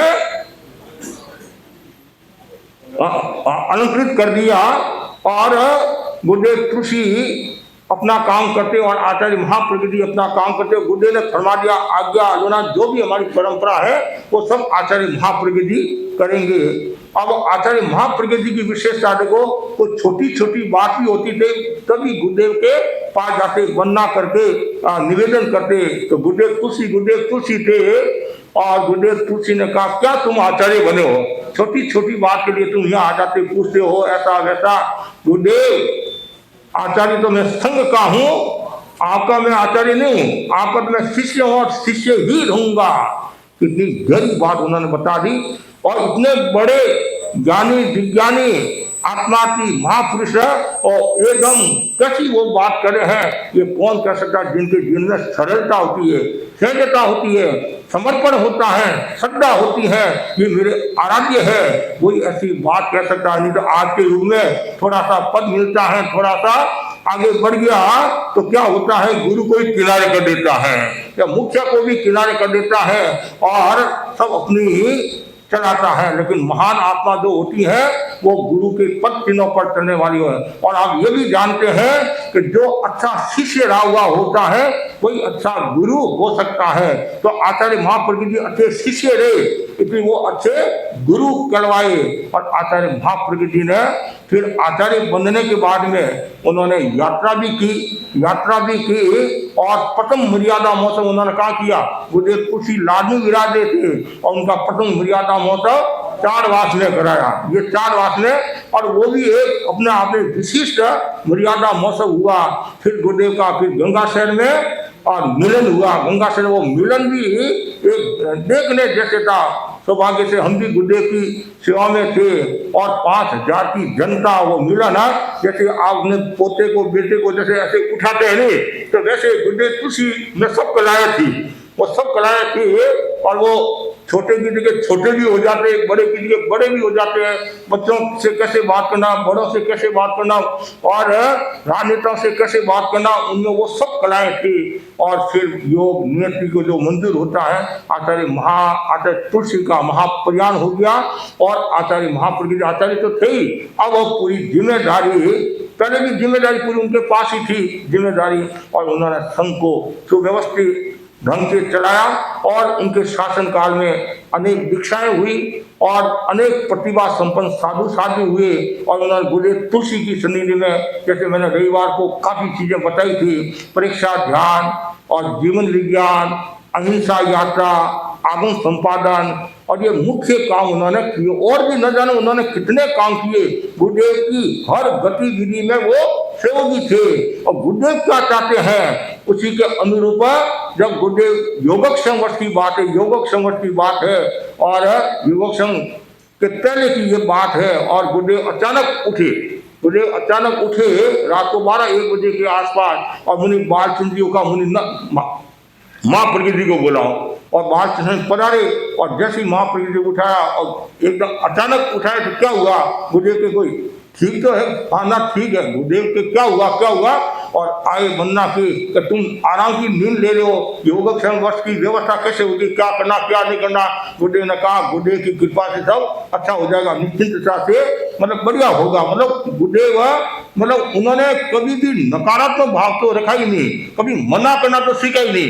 तेज गुरुदेव। और जो व्यक्ति मना करना नहीं सीखता है और गुरु के दृष्टि की आराधना करता है, गुरु के रहस्य को समझता है, वो हमेशा आगे बढ़ता है। मतलब ऐसा नहीं है कि भाई महाप्रज्ञ जी ने कभी उपालम नहीं खाया हो, उन्होंने उपालम भी खाया, ऐसी बात नहीं है, मुनि अवस्था में भी खाया और भी खाया, लेकिन कभी भी अन्यथा का भाव नहीं। क्यों? गुरु होते हैं। गुरु हमारा सुधार नहीं करेंगे तो दूसरा कौन सुधार करेगा। तो आचार्य महाप्रज्ञ जी ने जितना संघ के लिए कार्य किया और इस उम्र में, मतलब उम्र के 90 दशक में उन्होंने जो अहिंसा यात्रा, ये भी एक अपना आपने विशिष्ट बात है, अहिंसा यात्रा। और जो गुजरात, मुंबई और जो राजस्थान और क्षेत्रों में जो अहिंसा यात्रा का पदार्पण हुआ, मतलब गुरुदेव का पदार्पण हुआ, कितने बड़े बड़े लोग उनके संपर्क में आए। मतलब केवल तेरापंथ समाज के लोग ही नहीं, केवल जैन समाज के लोग ही नहीं, केवल हिंदू समाज के लोग ही नहीं, मुस्लिम, सिख, ईसाई, न जाने कितने कितने लोग आए और उनके विचारों से कितने प्रभावित हुए। और आज भी लोग चैनल पर आचार्य महाप्रज्ञ जी का प्रवचन सुनते हैं और वो लोग क्या कहते हैं, हमें नई दृष्टि मिलती है, नया ज्ञान मिलता है। और आचार्य महाप्रज्ञ जी के हर प्रवचन में कोई न कोई नई बात आती थी, कोई न कोई नई बात आती थी और उनका प्रवचन धारा प्रवाह, मतलब उतार चढ़ाव वाला नहीं होता, सहज। और आचार्य महासंधि लिखते हैं महात्मा महाप्रज्ञ में, उनकी भाषा सहज सरल। आप जानते हैं पहले उनकी भाषा सहज सरल नहीं थी, पहले उनकी भाषा बहुत क्लिष्ट थी और हर कोई व्यक्ति समझ नहीं पाता था। एक बार राजनगर के अंदर आचार्य तुलसी की सन्निधि में मुनि नतमली भाषण दे रहे थे और भाषण का कार्यक्रम पूरा हुआ, प्रवचन का कार्यक्रम पूरा हुआ। एक भाई आया और बोला, मुनि नतमली ने जोरदार भाषण दिया, गुरुदेव तुलसी थे। उन्होंने कहा तुम्हारे कुछ समझ में आया? कि मैं समझ में तो कुछ नहीं आया। तो फिर जोरदार कैसे भाषण हुआ? आप सिर हिला रहे थे, मैंने सोचा आज जोरदार भाषण दिया है। अब बोलो आप, मतलब इतना। तो जब वो युवाचार्य बन गए, अब युवाचार्य बनने के बाद में फिर दूसरा हो जाता है कि वो संघ के आचार्य के बाद में वही सर्वे सर्वा वही है। तो गुरुदेव तुलसी ने कहा, अब तुम युवाचार्य बन गए हो, अब भाषा को सरस मतलब जन भोग्य बना दो, मतलब जन योग्य जन भोग्य ऐसी भाषा बना दो सब लोग। तो मेरे को याद है जब गुरुदेव लाडू में विराजे थे, ग्यार हो गया, फिर गुरुदेव डूंगरगढ़ में पधारे गुरुदेव तुलसी और हम आचार्य महाप्रज्ञ जी के साथ में लून कंसन काड़ू उस एरिया में थे। तो मुझे याद है लून कंसन का वो दृश्य, काड़ू का दृश्य है। शाम को गुरुदेव पधारते व्याख्यान में, रात को पधारते, पहले थोड़ा विश्राम करा देते, फिर तब गुरुदेव तुलसी सुनते। मतलब भाई रात को 10 बज जाती है, 9:30 बज जाती है, तो गुरुदेव तुलसी ने चुटकी ली। महाप्रज्ञ जी पहले तो तुम समय पर सोने वाले थे, 9 बजे ऐसे सोने वाले थे। क्यों? आचार्य महाप्रज्ञ जी फरमाते मैं पहले भी निश्चिंत था और बाद में भी निश्चिंत। पहले आचार्य तुलसी सब काम संभाल देते थे और मेरे युवाचार्य महासंधि सब काम संभाल देते हैं, वो इतने निश्चिंत थे। लेकिन अब वो मुझे याद है रात को व्याख्यान में पढ़ाते और आधा घंटा जितना भी वो फरमाते और इतनी हजारों की तादाद में लोग महाप्रज्ञ जी को सुनने के लिए, ग्रामीण जनता हजारों लोगों की उपस्थिति में, और महाप्रज्ञ जी कहानी सुनाते और एक कहानी के द्वारा बात को संपन्न करते हैं। और फिर कोई बात आ जाती, ऐसे करते करते मतलब काफी समय मतलब जनता को देते थे। उनकी वाणी में मधुरता थी, भाषा में मिठास था, सरसता थी और तत्व ज्ञान भी आता, इतिहास भी आता और समसामयिक विषयों पर भी वो बात बताते और सामाजिक संदर्भों के बारे में भी वो बताते, राजनीतिक क्षेत्र के बारे में भी बताते। इतना एक चुटकुला है, चुटकुला को भी वो कैसे कैसे घटा देते थे। हम तो ये सोचते, आप लोग सोचते भाई इतना बड़ा आचार्य और ऐसे चुटकुला सुनाता है, तो वो चुटकुले को भी उस ढंग से घटित करते थे जिनकी हम कल्पना नहीं कर सकते थे। बड़े महाराज मोहनलाल जी स्वामी फरमाते थे आचार्य महाप्रज्ञ जी एक कहानी को 50 संदर्भों में घटा देते थे। इतनी में उनकी योग्यता थी, पर कहा की बात को कैसे फिट कर लेते थे और उनमें इतना ज्ञान था। और मुझे तो ऐसा लगता है, और आचार्य महा तुलसी ने भी संभव से कहा था कि ये अतीन्द्रिय चेतना के धारक लग रहे हैं, इनकी प्रज्ञा जागृत है, प्रज्ञा अंतर्दृष्टि जागृत थी। कारण क्या, वो गुरु के प्रति उनकी इतनी निष्ठा थी। इसलिए तो गुरुदेव तुलसी ने कहा था, नहीं मैंने रविवार के दिन कहा था, तो मेरे जैसे बनोगे, आप बनाओगे तो मैं बन जाऊंगा, आप बनाओगे तो मैं। कितनी उनमें सरलता, और जो व्यक्ति सरल होता है, पाप भीरू होता है, आत्मार्थी होता है, वो व्यक्ति गति करता है, प्रगति करता है। तो आचार्य तुलसी की सन्निधि में तो उन्होंने विकास किया ही, और बाद में भी उन्होंने बहुत विकास किया, संघ का विकास किया और अनेक साधु साधियों को उन्होंने प्यार किया और अनेक नई मर्यादाओं का उन्होंने निर्माण किया। और जहाँ कहीं भी वो जाते संघ की प्रभावना होती है और बड़े बड़े लोग उनके संपर्क में आते। जो हमने अहमदाबाद, सूरत और बम्बई, मतलब अहमदाबाद में साथ में नहीं था, सूरत और बम्बई में हमने देखा कितने बड़े बड़े लोग उनके पास में आते थे। और देश का जो प्रथम नागरिक राष्ट्रपति कलाम, कलाम ने अपना जन्म दिवस है जो महाप्रज्ञ जी की सन्निधि में मनाया। ये बहुत बड़ी बात है। कोई राष्ट्राध्यक्ष ने संभवतः पहली बार किसी धर्माचार्य की सन्निधि में अपना जन्म दिवस मनाया और उन दोनों ने मिलकर एक पुस्तक भी लिखी है और भी उन्होंने न जाने कितने कितने कार्यक्रम किए। और सैदना साहब की बात ले लो, जगन्नाथ यात्रा की घटना ले लो, चाहे बम्बई की, चाहे सूरत की घटना ले लो, हिंदू मुसलमानों का उस समय दंगा हो रहा था, किस प्रकार आचार्य महाप्रज्ञ जी की महत्वपूर्ण भूमिका रही। और गुरुदेव तुलसी के समय भी उनकी बहुत बड़ी महत्वपूर्ण भूमिका रही। लोकसभा में गतिरोध आ गया और पंजाब राज्य समझौता में भी आचार्य महाप्रज्ञ जी की महत्वपूर्ण भूमिका रही।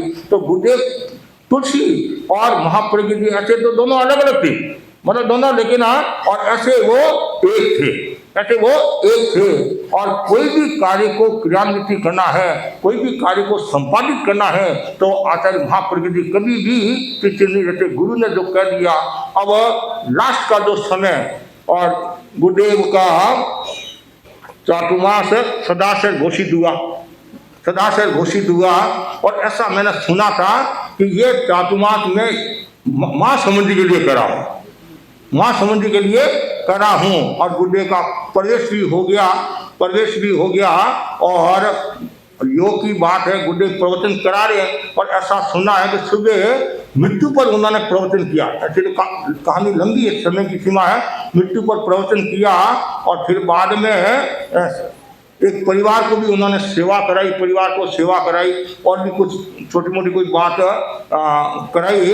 और फिर अचानक दर्द आया, फिर संतों ने भी कोशिश की और संत तत्काल माँ समुद्री के पास आए और अच्छा गुरुदेव के गड़बड़ हो गई है, ऐसा है। तत्काल गुरुदेव माँ समुद्री वहाँ पहुँच गए। उसमें वो साथियों को पढ़ा भी रहे थे, साथियों को पढ़ा रहे, सब छोड़कर तत्काल पहुँचे और खूब कोशिश की, वो शब्द हराऊं और भी कई सरल सूत्र सुनाए, लेकिन आखिर वो गर्दन झुक गई और जो संसार का जो होता है और वो सदा सदा के लिए हमारे बीच से चले गए। लेकिन वो तो चले गए हैं, लेकिन उनका ज्ञान, साहित्य और उनकी साधना, उनकी पवित्रता लाखों लाखों लोगों को लाभान्वित कर रही है।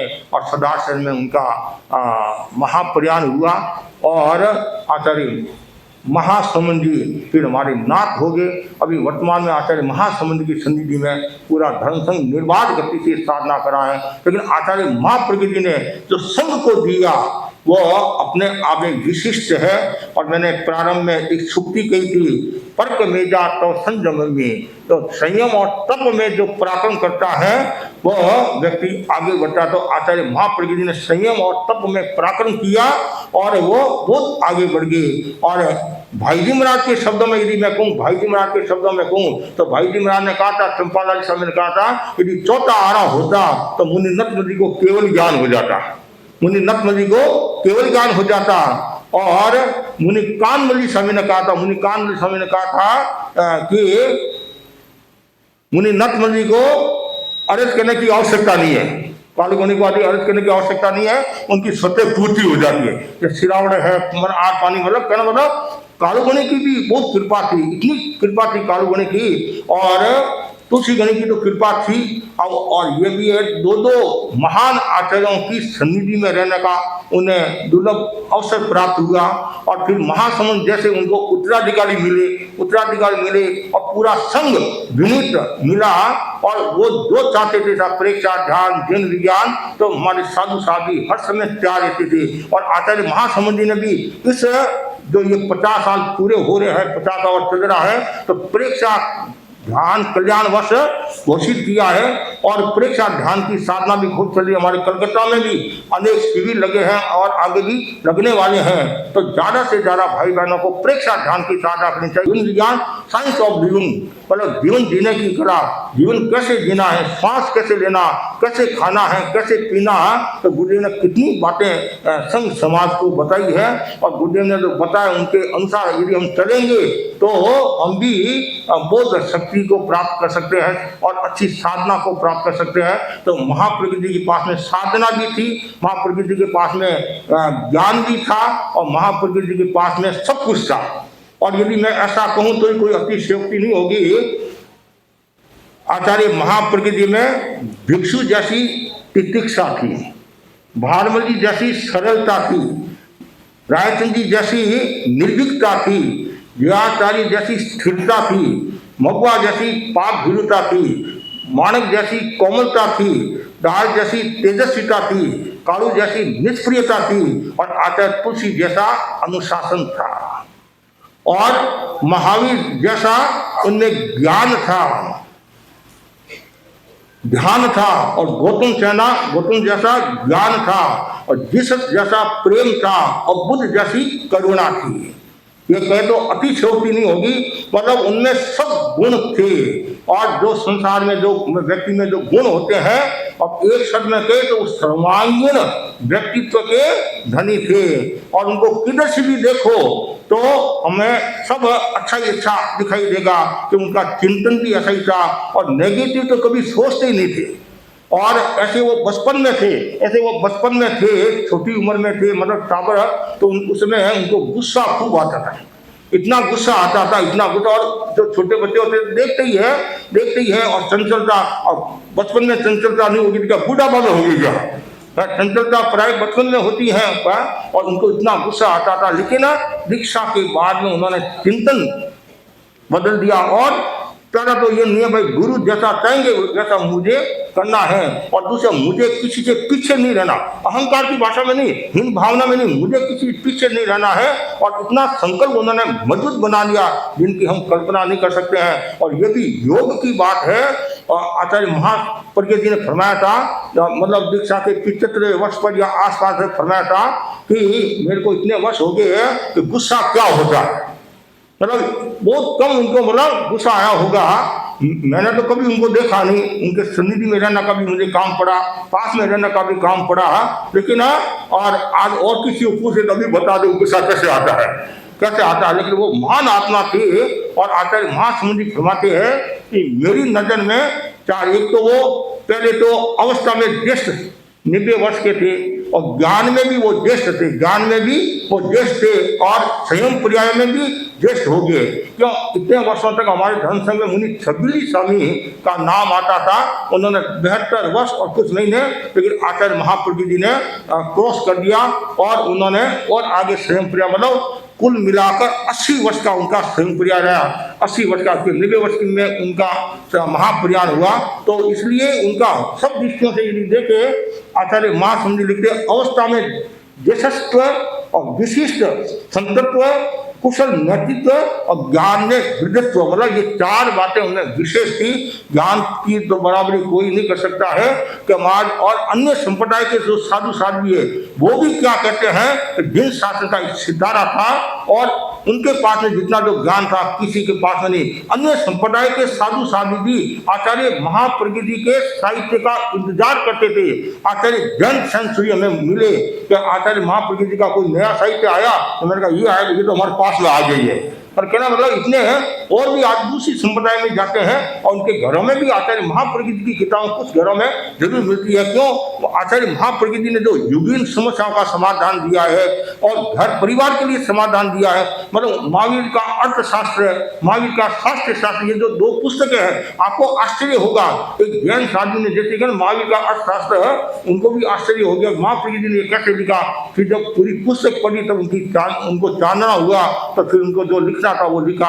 मतलब ये दोनों किताबें इतनी महत्वपूर्ण है। अपारं शरणं गच्छामि, जीवन पोथी, अपना दर्पण, अपना बिंब, सरल भाषा में भी है। और महाप्रज्ञ ने कहा जो नई जनरेशन जो इतनी नहीं जानती, महाप्रज्ञ ने कहा जरूर पढ़ना चाहिए। उन्हें आपको कहानी भी मिलेगी, घटना भी मिलेगी, प्रसंग भी मिलेगा। और किसी को वक्ता होना है, किसी को वक्ता होना है, कैसे बोलना है, वो आप महाप्रज्ञ जी का साहित्य पढ़ सकते हैं, गुरुदेव तुलसी का साहित्य पढ़ सकते हैं। यदि आपको 5 मिनट बोलना है तो कैसे बोलना, 3 मिनट बोलना है तो कैसे बोलना, आपको ये खुराक मिलेगी। तो आचार्य महाप्रज्ञ जी ने धर्म संघ के लिए जो कार्य किया वो अपने आप में विशिष्ट था और उनको अनेक अलंकरण भी प्राप्त हुए। विधित की उपाधि से नवाजा गया, लोक महर्षि और महात्मा आदि अलंकरण से पुरस्कार स्वयं पुरस्कृत हो गया, ठीक है। तो एक व्यवहार है, मतलब और भी उनको न जान कितने पुरस्कार प्राप्त हुए हैं, लेकिन कभी भी वो पुरस्कारों में नहीं रहे, उलझे हुए नहीं रहे, कभी भी मन में वो आसक्ति का भाव नहीं, हमेशा उन्होंने निष्क्रियता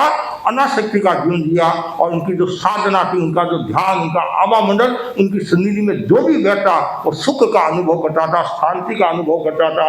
तो बस मैं इतना ही आपको कहना चाहता हूँ, गुरुदेव ने जो हमें ज्ञान दिया है, गुरुदेव ने हमें जो साधना दी है, गुरुदेव ने जो हमें मार्ग बताया है, उस मार्ग पर हम चलेंगे तो निश्चित ही हम हमारे जीवन को अच्छा बना सकते हैं, पवित्र बना सकते हैं।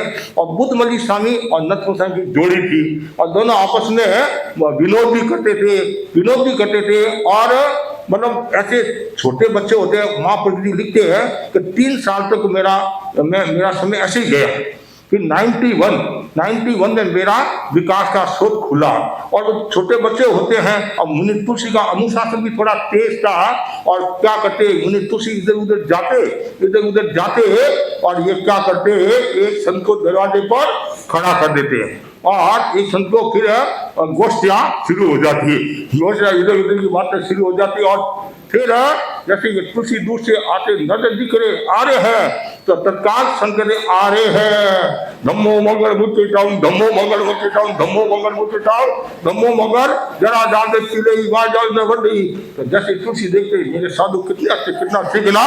अरे हम बच्चे होते हैं, आपने हम छोटे छोटे बच्चों को देखा होगा, गुरुदेव के वाह देखा होगा तो स्वभाव है और वो भावना नहीं थी, लेकिन बच्चे होते हैं तो मैंने कहना मतलब इतना होने के बावजूद भी उन्होंने कितना विकास किया है। और मतलब चाहे गुरुदेव किसी पोषशाला में पौधशाला मतलब पढ़ाना के में कितने साधुओं ने निर्माण किया है और आचार्य तुलसी के शासनकाल के और कालूगणी के शासनकाल के अनेक साधु साधुओं ने संघ की बहुत प्रभावना की है। और कालूगणी के शासनकाल के 2 साधु आचार्य बने, मुनि तुलसी मतलब आचार्य तुलसी और महाप्रकृति, ये भी बहुत विशिष्ट बात है। तो आज मैं इस अवसर पर इतना ही कहना चाहता हूँ, सभी भाई बहन गुरुदेव के पद चिन्हों पर चले, गुरुदेव ने जो बातें बताई हैं और उन बातों को आत्मसात करने की कोशिश करें।